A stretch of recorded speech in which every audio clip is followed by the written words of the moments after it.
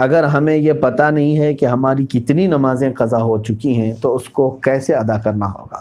مثلا میری عمر 24 سال ہے، آپ کو پتہ ہونا چاہیے کہ آپ کتنے چھوڑے ہیں اور کتنے پڑھے ہیں، کیونکہ ظاہر سی بات ہے عقل والے ہیں آپ کی عمر آج 24 سال، جیسے صاحب آپ کہہ رہے ہیں 24 سال آپ کی عمر ہے اور آپ کو معلوم نہیں ہے کہ کتنی چھوٹی ہیں، لیکن آپ کو شریعت نے ایک طریقہ یہ دیا ہے، اندازہ کرو، ہو سکتا ہے تم پر نمازیں فرض کس عمر سے ہوئی، مثال کے طور پر 12 سال سے، سب پر ہوتی نہیں ہے، جب بالغ ہوا اس وقت سے نمازیں فرض ہوئیں۔ اب یہ 24 سال والے جو ہیں، میں ایک فار ایگزامپل بتا رہا ہوں، ہو سکتا ہے ان 14 سال میں بالغ ہوئے، نماز فرض ہوئی 14 سال کی عمر سے، 14 سال سے لے کر 24 سال ان کی عمر ہے آج، تو کتنے سال ہوئے؟ 10 سال۔ اتنا تو آپ کو خود معلوم ہوگا کہ ان 10 سالوں میں میں نے کتنے سالوں کی، سب ملاؤں گا اگر تو کتنے سال کی نماز بنے گی۔ ہو سکتا ہے آدھا کر لو، اور اس میں بھی ساری نمازیں ایک طرح کی نہیں ہیں، کچھ لوگوں کی اکثر نمازیں اگر چھوٹی ہوں گی تو فجر چھوٹی ہوگی، عشاء چھوٹی ہوگی، اور اکثر پڑھی ہوں گی تو مغرب یا عصر یا ظہر یہ پڑھی ہوئی ہوں گی۔ تو آپ کو ایک اندازہ کرنا ہوگا، غالب گمان 10 سال میرے اوپر نماز فرض ہو کر کے اتنا عرصہ ہو گیا ہے، میں نے مغرب کی نماز اس میں سے 8 سال تو پکا پڑھا ہی ہوں، شاید ہو سکتا ہے سب ملا کر کے جو چھوٹی ہوں گی میری وہ 2 سال کی ہوں گی۔ عصر کی نماز اور ظہر کی نماز میرے خیال سے میں نے 6 سال تو پڑھائی ہوں، یعنی پوری ملاؤں گا پوری نمازیں تو وہ 6 سال کی بن سکتی ہیں، 4 سال کی اگر سب چھوٹی ہوئی جمع کروں گا تو 4 سال کی بن سکتی ہیں۔ تو ہوا یہ کہ مغرب کی چھوٹی ہوئی کتنی ہوئی؟ 2 سال کی، ظہر عصر کی چھوٹی ہوئی 4 سال کی ہو گئی، 6 سال پڑھا ہوگا اور 4 سال چھوٹی ہوگی۔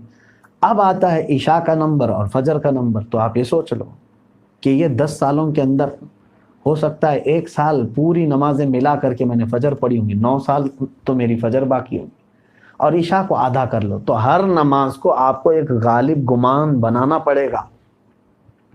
اچھا ہے کہ آپ نے 24 سال کی عمر میں سوال کیا ہے، اب 60 سال کی عمر میں مجھ سے سوال ہوتا تو میں اسی انداز سے بتاتا۔ تو اب آپ کو اسی طرح کے نمازیں پڑھنا ہے۔ اب مثال کے طور پر فجر کی آپ نے اندازہ کر لیا 10 سال کے عرصے میں میری کل نمازیں جو چھوٹی ہیں وہ 9 سال کی چھوٹی ہوں گی، میں نے شاید 1 سال کی پڑھی ہوں، یا آپ کے اوپر ہے، میں اگزامپل بتا رہا ہوں۔ تو اب آؤ اس کی شروعات کرنے کے لیے قضا نمازوں کی۔ اب فجر کو پہلے کمپلیٹ کرنا چاہیں اس کو کر سکتے ہیں، ایک ایک نماز کو بھی پکڑ کر کے کرنا چاہیں تو کر سکتے ہیں۔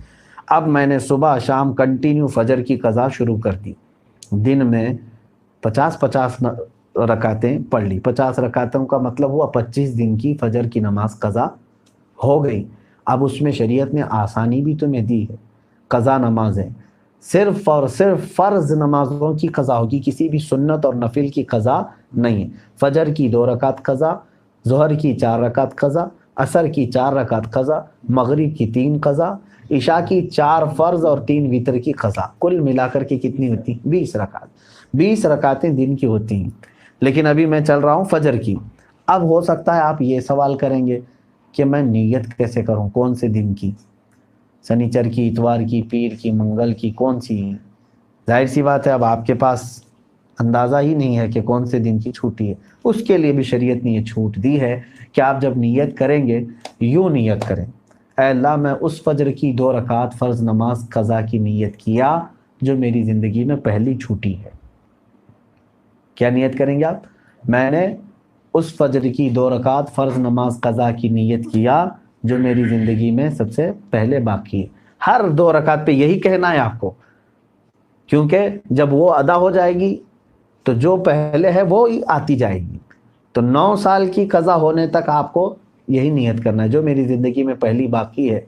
ظہر کی بھی کرنا ہے یہی، میں نے اس ظہر کی 4 رکعت فرض نماز قضا کی نیت کیا جو میری زندگی میں پہلی باقی ہے، یعنی ترتیب میں اب جو پہلی باقی ہے اس کی میں نے نیت کر لیا، پھر اس کے بعد یہ آتی جائیں گی۔ اب مثال کے طور پر 100 نمازیں آپ کی ہیں، آپ نے نیت کر لیا میں نے اس ظہر کی 4 رکعت فرض نماز قضا کی نیت کی جو میری زندگی میں پہلی باقی ہے تو 100 پہلے نمبر والی ہو گئی، اس کے بعد 99 بچے، لیکن جو دوسرے نمبر پر تھی نماز اب وہ کون سے نمبر پر آ جائے گی؟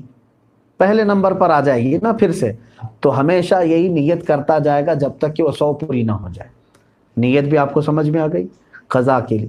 اب اس میں چھوٹ بھی دی گئی ہے آپ کو، رکعتیں چھوٹی کرنے کا بھی حکم ہے، یعنی اس طرح کے آپ کو مختصر کر سکتے ہیں آپ.